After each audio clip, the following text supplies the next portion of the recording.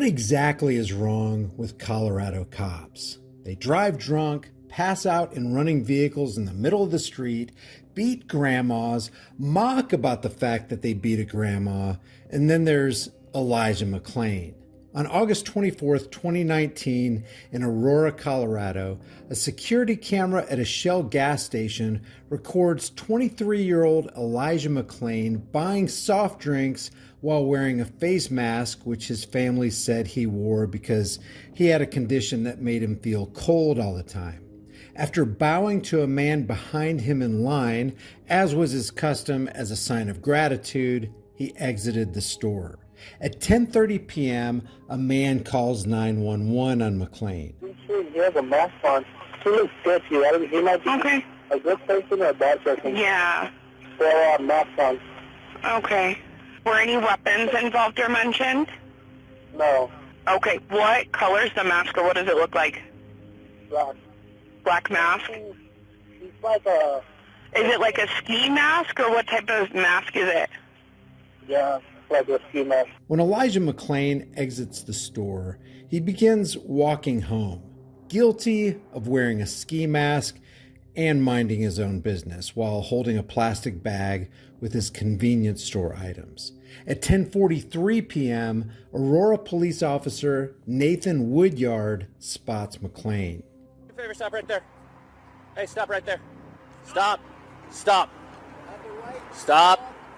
Stop. I have a right to stop you because you're being suspicious. Less than 10 seconds after exiting his vehicle, Woodyard puts his hands on McClain. No, I am an introvert. Stop. Please respect the Tensing up. boundaries that I am speaking. Stop tensing up. Stop. Relax. Stop. I'm going home. Relax, or I'm going to have to Leave change me this alone. situation. Stop. Leave me alone. Stop. Can you please No, cooperate? can you leave me alone? No, we're gonna First off, talk to you guys started to arrest me, and I was stopping my music to listen. At 10:44 p.m., Officer Jason Rosenblatt and Officer Randy Redema arrive on the scene where no crime has been committed by McClain, but is now being committed by Aurora police officers. Because they have no de-escalation skills for a situation that wasn't a situation till they got there, a scuffle ensues and Officer Woodyard's body cam is knocked to the ground. Officer Redema says that McClain grabbed for one of the officer's guns, Grab your gun, dude. although there's no body cam evidence to prove this, and we know from past videos that cops are quite good at putting on a show for the rolling body cams. All three brave boys in blue wrestle 143-pound Elijah to the ground as they call for more brave, Kevlar-vested, armed warriors to the scene. Give us more. Give us some more units. We're fighting them. And this is where one of the cops decides to place a carotid control hold around Elijah's skinny neck, restricting blood flow through the carotid artery.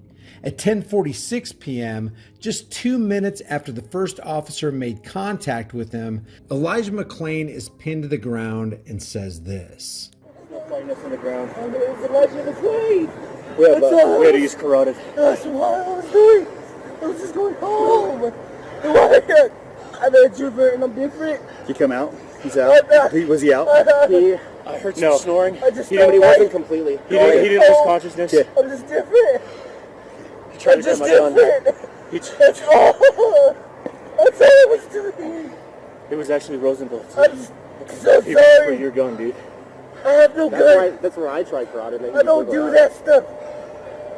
I don't do any If you fighting. in other units that are not here, Why they were can you slow it down a touching little me? bit. I don't do guns. I don't even kill flies. We got him detained. I don't eat meat. Do we have I'm not anything other than him vegetarian. being I suspicious? don't judge people. No, I mean, I tried to We stop can- him. He started walking away. Yeah, Cruiser 26, we need to slow everybody down. No doubt fearful that their lives were in jeopardy from a 143-pound kid, responding officers later tell investigators that McClain was actively resisting and fighting off the thugs who attacked him for no reason. Because, hey, We should all just roll over anytime someone decides to attack us for no reason in the dark of night. All I was trying to do I tried. was become better. We started it because he reached for He was like, Rosie's gun. "Let's have fun." When we had him on the... At 10:49 p.m., McClain throws up for the first time and felt like he had to apologize to the cops for it. Stop. Oh yeah, I'm sorry. I wasn't trying to do that. I can't breathe correctly because Over the next few minutes, McClain gets sick a few more times. While McClain struggles to breathe, officers can be heard threatening him, and one officer even threatened to unleash a dog on him. Going this way, dude? Yeah. Are you able to? My legs locking up. There you go. Just like that. You're good. Don't You're get good. up, dude. It's not going to be good for you. I'm telling you right now. If you keep messing around, I'm gonna bring my dog out. He's gonna dog bite you. You understand me? At 10:54 p.m., a cop says this. So when the ambulance gets here, we're gonna go ahead and get him some ketamine. Yeah, sounds good. Perfect, dude. Perfect. Let's give that a couple of minutes and then we'll put him on. Whatever he's on, he has incredible strength. Yeah, That's why we'll crazy get strength. ketamine. They say 143-pound McClain has crazy strength. Anybody out there believing that nonsense? At 10:59 p.m., a medic administers 500 milligrams of ketamine to McClain in an attempt to sedate him. 2 or 3 minutes later, he's loaded onto an ambulance, and at 11:07 p.m., just over 20 minutes after the first officer made contact, responding officers are told that McClain doesn't have a pulse. He just cored. Are you serious? Yeah, okay. So, sit tight. McClain was resuscitated at the scene and taken to the hospital, where he would be declared brain dead 3 days later. The coroner concluded that a combination of physical exertion and a narrow left coronary artery contributed to McClain's death, but could not determine the cause of his death. He added that it could have been either an accidental death caused by the reaction to the ketamine, a natural death, or a death linked to the carotid control hold. We all know why McClain died. Had he been left alone to walk to his house after leaving the gas station, none of us would even be talking about Elijah McClain. This week, 2 paramedics, Jeremy Cooper and Peter Shakunik, were found guilty of criminally negligent homicide in the death of Elijah, after pleading not guilty to felony charges. As for the Thin Blue Line thugs, none of the 5 officers involved in this incident went to jail. 3 of the Aurora police officers who subdued McClain have also faced trial for their involvement in the incident. Officer Randy Rodema was found guilty of criminally negligent homicide and assault and subsequently fired by the department, while officers Jason Rosenblatt and Nathan Woodyard were acquitted of all charges. Not only did none of the 5 officers involved in this incident go to jail, not long after this happened, psychopathic officers Erica Marrero and Kyle Dietrich were fired, and Officer Jaron Jones resigned after the trio posted a selfie near Elijah's memorial site where they simulated the carotid chokehold that helped end McClain's life. Aurora's interim police chief Vanessa Wilson said, "It's reprehensible, and that's why they no longer work here." So again, what the heck is wrong with Colorado cops? What's wrong with cops in general?